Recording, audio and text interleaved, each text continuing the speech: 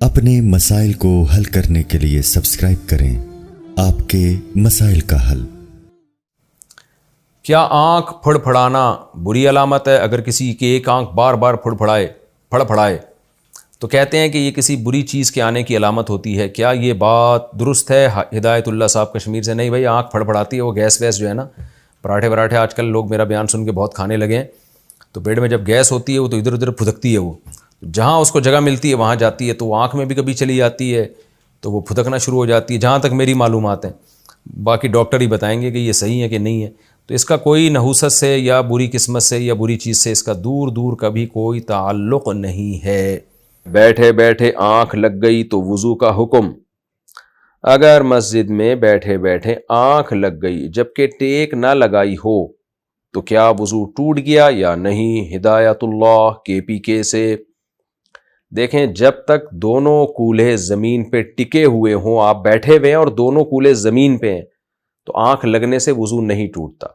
ہاں، اگر آپ ایک جانب کو لڑک گئے سوتے ہوئے میں، آپ کی آنکھ لگی اور آپ ایک طرف کو جھک گئے نیند کی وجہ سے، اور دونوں سرین میں سے، دونوں کولوں میں سے ایک سرین یعنی ایک کولا زمین سے اٹھ گیا، تو ایسی نیند میں آپ کی نماز پھر ٹوٹ جائے گی۔ تو یہ خوب اچھی طرح ذہن میں رکھیں کہ اس طرح سونے سے تو وضو ٹوٹتا ہے کہ ایک کولا زمین سے اٹھ جائے، لیکن اگر دونوں زمین پہ ٹکے ہوئے ہیں تو آپ بیٹھے ہوئے اگر پوزیشن میں ہوں گے تو پھر آپ کا وضو نہیں ٹوٹے گا۔ کیا با وضو رہنے سے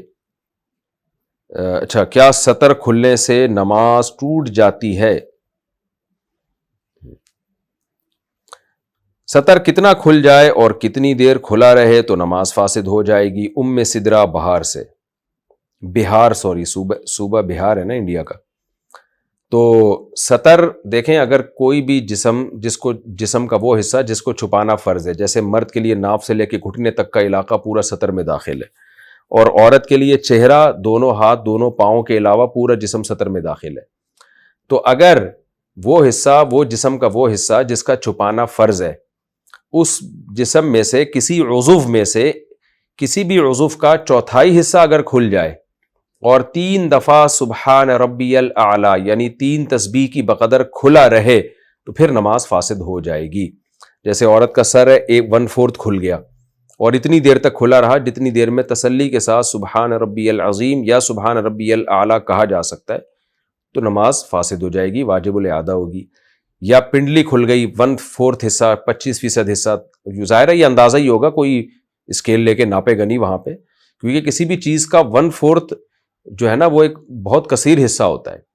تو بازو ہے 1/4 کھل جائے، سینہ 1/4 کھل جائے، کمر 1/4 کھل جائے اور اتنی دیر تک کھلی رہے تو نماز اس سے فاسد ہو جاتی ہے۔ لیکن یہ خوب سمجھ لیں، یہ تو نماز سے فاسد ہونے کے متعلق ہے، باقی یہ کہ جائز تھوڑا سا حصہ کھولنا بھی نہیں ہے، گناہگار ہوں گے۔ اگر کسی خاتون نے تھوڑی سی بھی پنڈلی تھوڑی دیر کے لیے بھی نماز میں کھول دی تو گناہ بہرحال ملے گا۔ خود بخود اگر کھل جاتی ہے اور اتنی دیر تک کھلی رہتی ہے جو میں نے پورا اصول بتایا تو پھر نماز بھی واجب الاعادہ ہوتی ہے۔ تو ایک ہے کھل جانا، ایک ہے جان بوجھ کر اتنا حصہ کھول دینا نماز میں، وہ تو ایک بال بھی کھولنا عورت کے لیے نماز میں جائز نہیں ہے، گناہ ہے۔ آنکھیں بند کر کے نماز پڑھنا، کیا آنکھیں بند کر کے نماز پڑھ سکتے ہیں؟ مبین صاحب نوشہرہ سے۔ آنکھیں بند کر کے نماز پڑھنا مکروہ اور ناپسندیدہ عمل ہے، کیونکہ رسول اللہ صلی اللہ علیہ وسلم سے آنکھیں بند کر کے نماز پڑھنا ثابت نہیں ہے۔ تو نماز کے سارے احکام توقیفی ہیں۔ توقیفی کا مطلب جیسے جیسے نبی سے منقول ہیں اس طرح کیا جائے گا۔ تو رسول اللہ صلی اللہ علیہ وسلم سے آنکھیں کھول کے ہی نماز پڑھنا ثابت ہے، اس کی بہت سارے دلائل ہیں، تو اس لیے آنکھیں کھول کے نماز پڑھا کریں، آنکھیں بند کر کے نہ پڑھیں۔ بعض لوگ کہتے ہیں کہ توجہ بڑھتی ہے ادھر ادھر، تو اس کا بلکہ آنکھیں بند کرنے سے توجہ بڑھتی نہیں ہے، یعنی مرتکز نہیں ہوتی، بلکہ اس کا خطرہ ہوتا ہے کہ اور زیادہ خیالات۔ آنکھوں کے پردے کا کیا حکم ہے؟ کیا عورت کے پردے میں آنکھوں کا چھپانا ضروری ہے؟ بنت عبداللہ ممبئی سے۔ جی ہاں، آنکھوں کا پردہ بھی ضروری ہے، سارے فتنے ہی آنکھوں سے پیدا ہوتے ہیں۔ ہمارے حضرت فرمایا کرتے تھے کہ بھینس کو آپ رات کے وقت نا نقاب اڑا دیں، صرف آنکھیں کھلی رکھیں، تو بھینس کی آنکھیں اتنی خوبصورت ہوتی ہیں نا، پوری باڈی تو اس کی نظر نہیں آ رہی ہوتی، تو لوگ آنکھوں پہ لٹو ہو کے بھینسوں کو لائن مارنا شروع کر دیں گے۔ تو عورت کی یا مرد کوئی بھی ہو، اس کی تو آنکھوں میں اللہ نے بڑی خوبصورتی رکھی اور خواتین میں زیادہ اٹریکشن ہوتی ہے، تو اس لیے عورت پر لازم ہے کہ وہ آنکھوں کا پردہ بھی کرے، پوری باڈی کو کور کرے۔ البتہ یہی بات ہے کہ وہی میں بار بار جو بات کہتا ہوں، جو بالکل بے دین خواتین ہیں ان سے پردہ نہیں ہو رہا، تو ہم ان سے کہتے ہیں چلو بھائی فی الحال اتنا کر لیں کہ اگر آنکھیں نہیں بند کی جا رہی تو آنکھیں کھول لیں، باقی باڈی چھپا لیں، تو آہستہ آہستہ دین پہ آ جائیں۔ لیکن اصولی طور پر عورت پر لازم ہے کہ وہ آنکھیں بھی چھپائے۔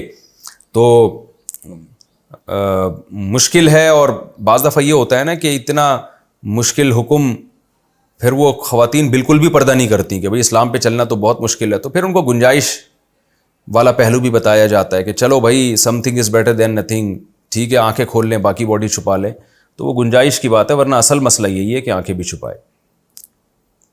فوتگی کی وجہ سے شادی مؤخر کرنا، اگر شادی کے دن یا کچھ دن پہلے کوئی قریبی عزیز فوت ہو جائے تو کیا شادی کو مؤخر کرنا ضروری ہے؟ نیز ولیمہ کب کرنا چاہیے؟ کیا نکاح کے اگلے دن ولیمہ کرنا ضروری ہے؟ حمزہ طور سیالکوٹ سے۔ دیکھیں قریبی عزیز فوت ہو جائے اور آپ غمزدہ ہیں تو اس کی شادی تو اسی وقت بھی ہو سکتی ہے جب جنازہ رکھا ہوا ہو، لیکن انسان کی طبیعت مائل نہیں ہوتی، بھئی جنازہ رکھا ہوا ہے، رونا دھونا لگا ہوا ہے، آدمی کیسے شادی کرے گا، دل مائل نہیں ہوتا، تو اس لیے شریعت نے کوئی پابندی نہیں لگائی کہ آپ ڈیلے کر دیں۔ کچھ چیزیں مروت کی ہوتی ہیں نا، اب میت ہو گئی ہے تو آپ کے باپ کا انتقال ہو گیا، ماں کا انتقال ہو گیا، بھائی کا انتقال ہو گیا، یا کوئی بھی ہو گیا، تو قریبی عزیز جس پہ آپ کو رونا آ رہا ہے، تو اس شادی تو خوشی کی چیز ہے نا، آپ کیسے مٹھائی کھائیں گے کھلائیں گے، تو اس بیس پر اگر کوئی 3-4 دن تک ڈیلے کر دیتا ہے شادی کو، زیادہ نہیں ڈیلے کرنا چاہیے، شریعت میں تعزیت 3 دن ہے، افسوس منانا 3 دن تک ہے، تو چوتھے دن کر لے شادی، پھر بھی غم نہیں ہو رہا تو 1 ہفتہ ڈیلے کر دیں۔ تو لوگ کیا کرتے ہیں، بہت ڈیلے کر دیتے ہیں، تو اسلام میں جہاں یعنی نکاح کی جلد نکاح کی ترغیب ہے، اور ایک بیچ کی رائے یہ ہے کہ نکاح کر لیں اور رخصتی تھوڑا ڈیلے کر دیں، کیونکہ اصل تو رخصتی کے بعد ہے نا ولیمہ اور یہ ساری خوشی منانا، تو نکاح فوراً کر دیا جائے اور رخصتی تھوڑا سا ڈیلے کر دیں کہ یہ تھوڑا غم ہمارا ہلکا ہو جائے، تو اس میں کوئی حرج نہیں ہے، کوئی شریعت کا مسئلہ نہیں ہے، لیکن شریعت نے اسے منع بھی نہیں کیا، تو غم ہو رہا ہے نا اس کی وجہ سے۔ دنیا میں مظلوم مسلمانوں کے لیے کیا کریں؟ اچھا یہ اگلا سوال ان کا یہ تھا، نکاح کے اگلے دن ولیمہ ضروری ہے؟ نہیں، وہ اگلے دن ضروری نہیں ہے، 3 دن تک سنت ہے کہ ولیمہ 3 دن کے اندر اندر کر لیا جائے رخصتی کے بعد، زیادہ ڈیلے نہ کریں اس کو۔ پھر اسباب کی طرف نسبت کرنا کیا شرک ہے؟ کیا اسباب کی طرف نسبت کرنا شرک کے زمرے میں آتا ہے؟